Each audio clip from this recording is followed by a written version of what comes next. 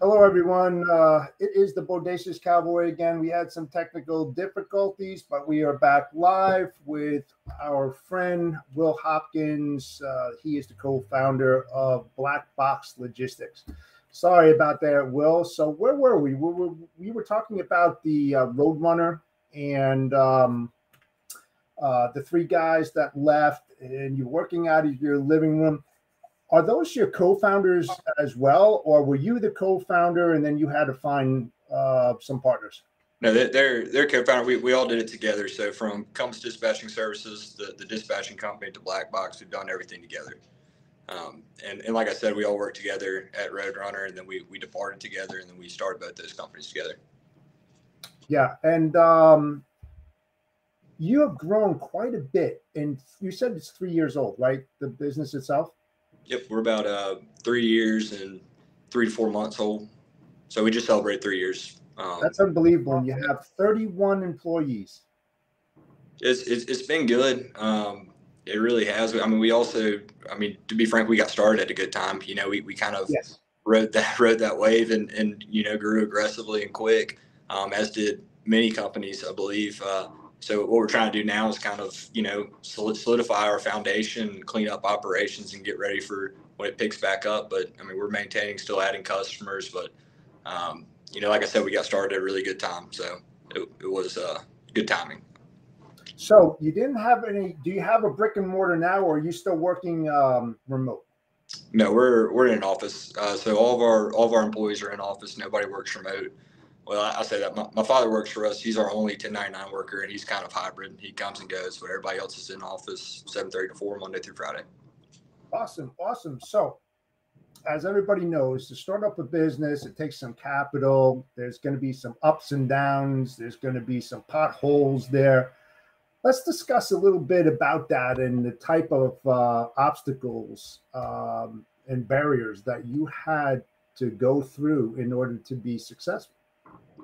Yeah, so I mean, for us, for running an agency, the startup costs are, I mean, considerably lower than if you're to go out on your own authority, right? Because we have a back office, funding our carrier pay, collecting from customers, doing the back office paperwork. So the way that we were able to start and grow so aggressively is through a cradle to grave model, just essentially just a sales office, right? Because we're not having to do collect PODs or invoice, pay anybody, collect from customers, any of that stuff. I mean, we're focused on sales. It's a pretty lean operation when you're running an agency. So our startup costs weren't too bad at all. I mean, I think our biggest hurdle, or what we struggle with the most, is just that since we've grown so quickly, 31 employees in 3 years is kind of clean, lean operations and just procedures.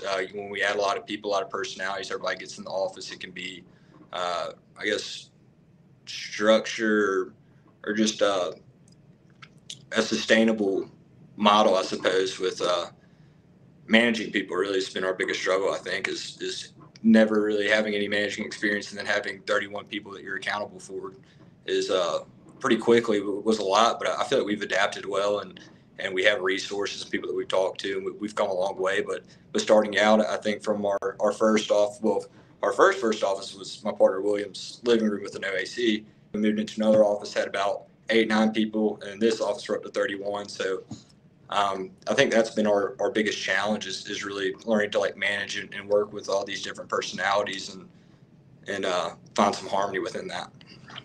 Yeah, so you're an agency. So who's backing the agency, or did you start like Black Box and that is the agency, and you got the bond and everything like that in order to move forward? No, so we Black Box, we do have our own MC number, authority. I mean, we have insurance. We don't run any business under Black Box. We run pretty much, I mean, 95% plus of our business through primary freight out in Berlin, Wisconsin. If anybody's looking to run an agency, those are some great guys. I mean, Wisconsin guys, just good, genuine, nice folks. I know they're looking to add some agents. But that's who we run all of our business through. We do work with maybe 1 to 2 other companies on some government stuff, but all of our private sector freight and everything's through primary freight. Gotcha. So you talk about 31 people who are selling. There's got to be a lot of struggles. Do you have any training in place, or how do you go about the start from a novice kind of person walking through the door? They want to get into, freight brokerage. What's the steps that Black Box does in order to help them to be successful? So I don't mean to backtrack. I should have probably hit on this when I was kind of explaining as we've added people. So the model that we started off with is cradle to grave. That's how we grew quickly. But over time, we've tried to, we're more of a hybrid office now. We have some team systems in place, and we have cradle to grave brokers. So as far as our cradle to grave brokers, I mean, they get put through a pretty intensive training period. We got a training room set up, essentially like a classroom setting, where my partner Logan takes them through our training manual. He's got a sales playbook that he's written. They're in there for 90 days, secluded from the rest of we've got a big boiler room where our cradle to grave brokers and teams are out there. The trainees are in their own room. They're secluded. And for 90 days, they're being trained. So they're not selling? No, well, about halfway through that 90 days that they do get their feet wet, they might make a few cold calls or whatnot, but the majority of that is training. We have Quizlets that we've made, tests. It really is very similar to a classroom setting where my partner's, teaching them. But that they will get their feet wet, and they'll make some calls in that room and get started. But it's very, I feel like we have a pretty good training system. We've had brokers get started pretty quickly, and I think that's a big issue for a lot of companies. I know when I got my first job in logistics, I didn't get, actually my partner now trained me, and he was the manager, but he had been instructed to train me. And they just gave me a little binder. I read through it, and do you have any questions? I was like, well, I have a lot. They're like, all right, go hit the phones. And for me, my personality, it worked out really well because I'm very type A. I go figure things out. Like, I've got Google technology. It's 2023. I can figure it out. But a lot of people, you need more training before you get on the phones, or you start brokering freight, or you're responsible for this or that. And you have no idea what's going on. I hit the phones having no idea, like what a reefer was. My third day, I got a 3-pick U.S., different states, 2 drops, Canada, different provinces. And I had no idea what I was doing, and it was a nightmare. But I figured it out. But I feel like it's a big hurdle for a lot of companies is the training process, especially in retention. You see burnout. People getting slow starts. They don't know what they're doing or talking about. So how did you get through that? Because, with no training, baptismal by fire, you're being thrown to the wolves, so to speaking. How do you get through something like that for yourself? Like, you know what? You're not alone. I can tell you that right now, Will. There's a lot of companies out there, unfortunately, that doesn't have any kind of training procedures. It's pretty much, here's your desk, here's your computer, here are the phones, hit it. Yeah, here's your computers, make some money. That's it. But yeah. People that get trained obviously are going to know their position a little bit better. And some of the things, at least from my experiences, they fail to understand or get to find out what their niche is. What is the value, not just your personal value, what you have to offer to the client, or the prospect, but the company value as well. How about the problems that you faced and the people that were trained? Did they run into those type of problems? And then when they ran into those problems, what was the next step in order to help them get over those obstacles? Yeah, so I want to say this real quick. So what I stress a lot to our new guys is we talk about a niche is focus on one type of commodity, one type of equipment, learn that before you expand. A lot of people, or at least I've seen a lot of people jump from, first week cold calling from reefers to flatbeds to RGNs, just focus on one thing. But as far as how I figured it out and got started is like I said, it fit my personality pretty well. Like, I didn't mind being thrown to the wolves or thrown in the deep end and figuring out how to swim.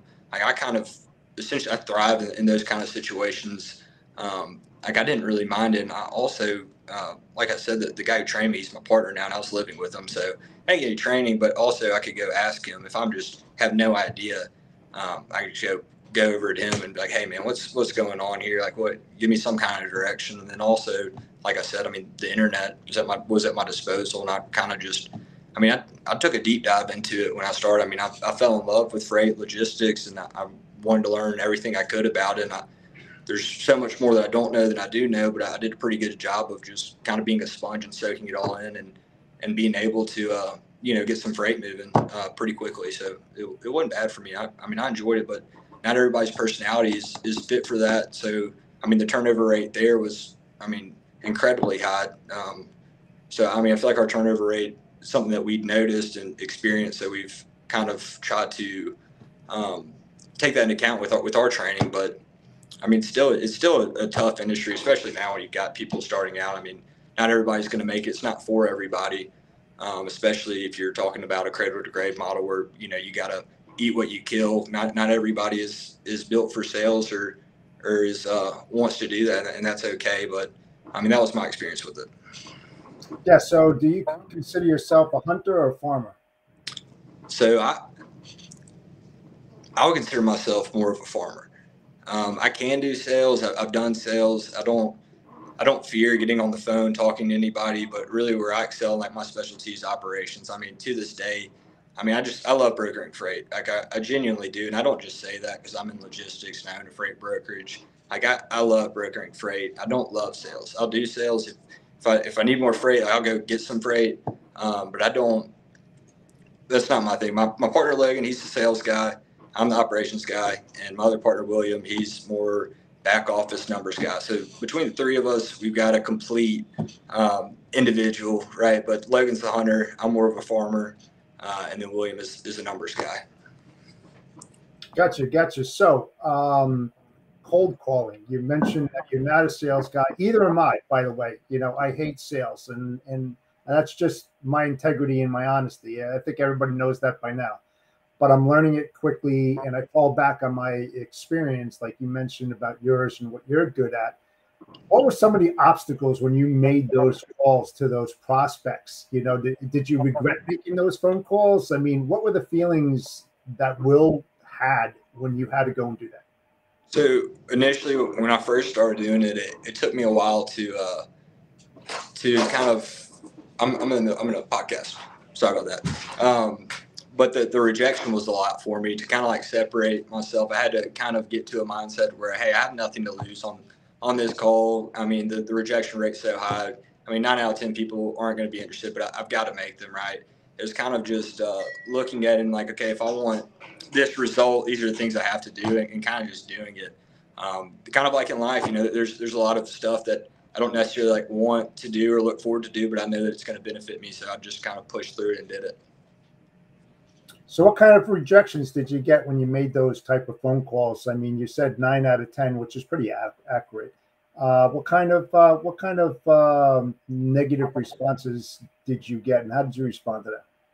So to be honest, it's been about, I probably haven't made a cold call in 3 years, but first starting out, it just seemed, I don't want to say it's a saturated market, but it seems like a saturated market. These guys that you're calling or that I was calling, it seemed like they're like, hey man, you're my 6th call of the day. And to make it worse, I was operating off of, just generic manufacturing sites that I feel like every brokerage in America is probably given to their guys that are hitting the phones for the first time, like ThomasNet, IQS, just steel bars. So I'm this guy's 10th call of the day, and he's not giving me the time of the day. I ran into a lot of that. It's like, hey, we're set, or do you have assets? We didn't have assets.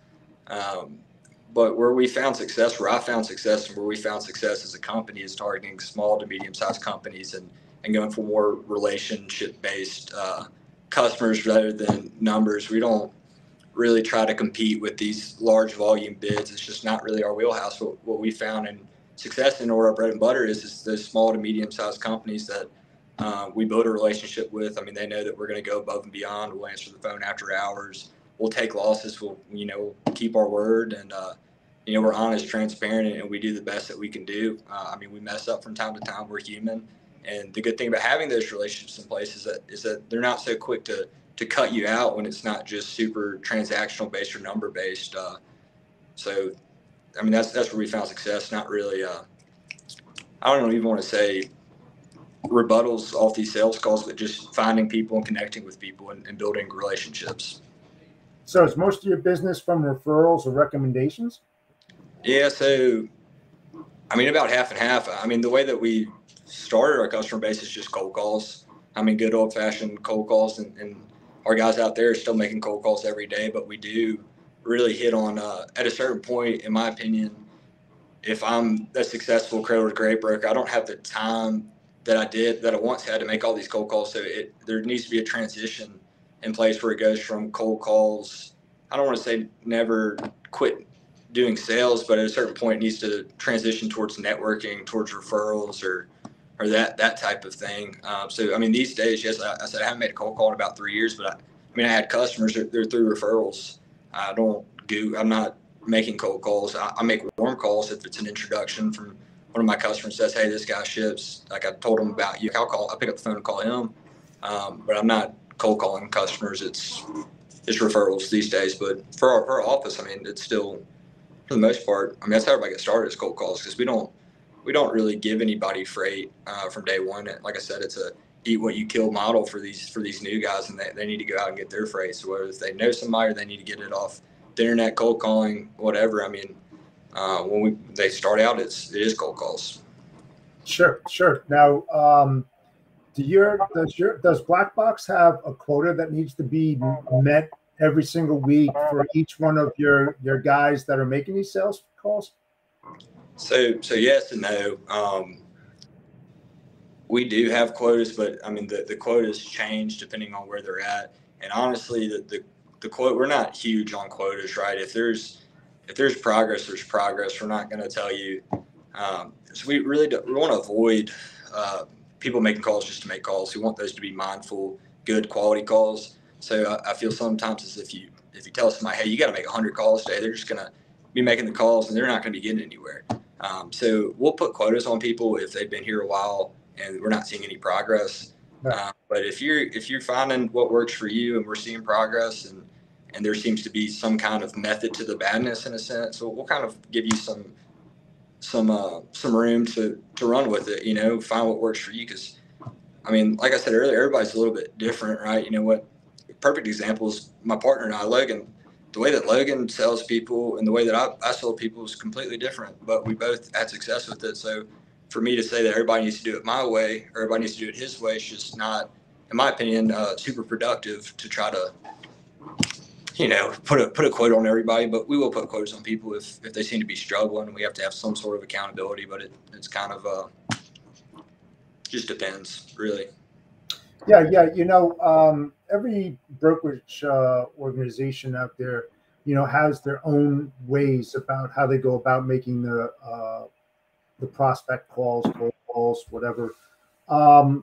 Is there a process, like before you identify a prospect that you want to go out to? How do you identify them? And this is for the audience out there, the new people that are coming into freight brokerage that, they're just learning. But how do you go about identifying prospects, to go after? Yeah, so like we don't have a sexy operation. It's pretty old school.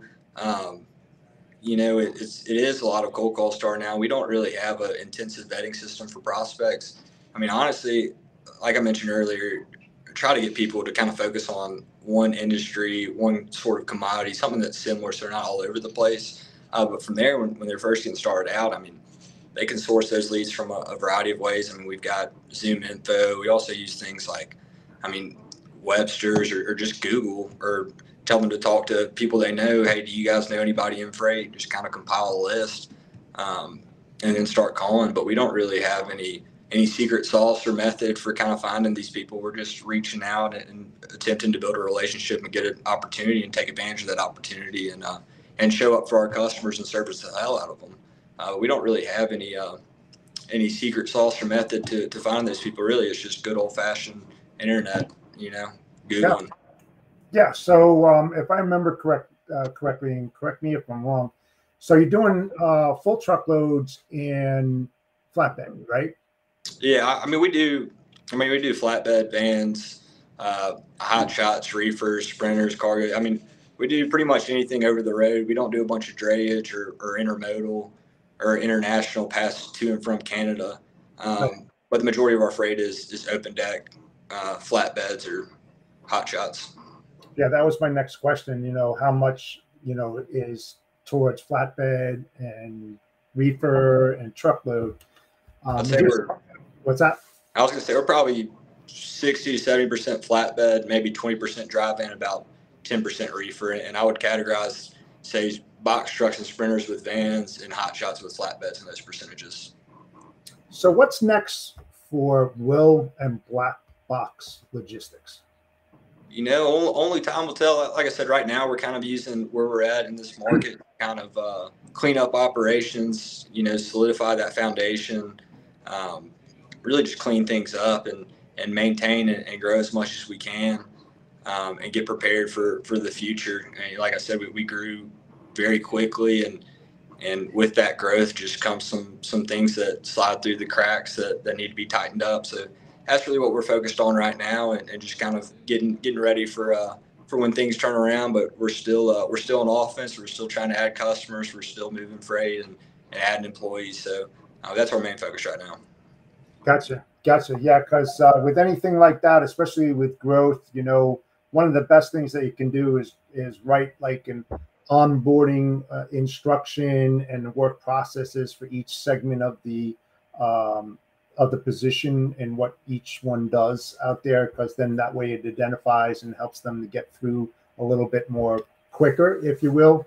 Because everybody has set instructions, and then especially when they start moving out, you said about succession and then going from sales and then moving into other parts of the industry, that holds true as well.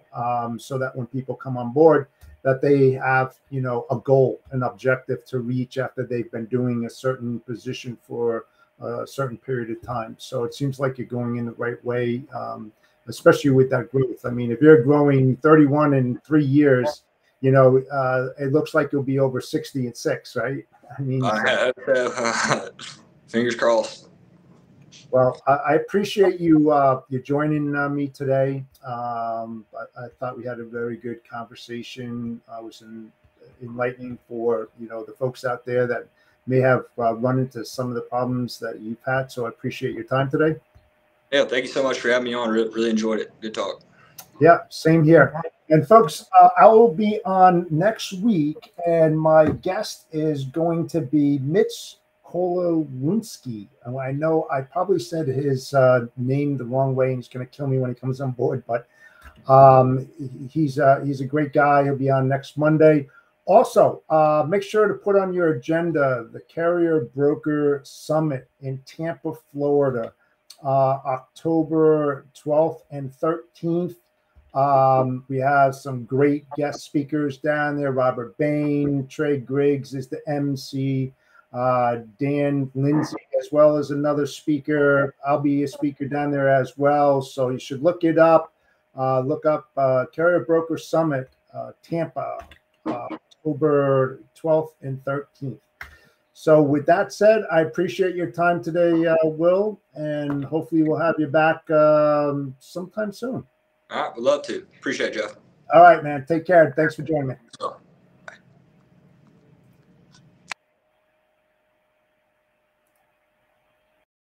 Have it. Another logistics life and lesson learned. Until next time.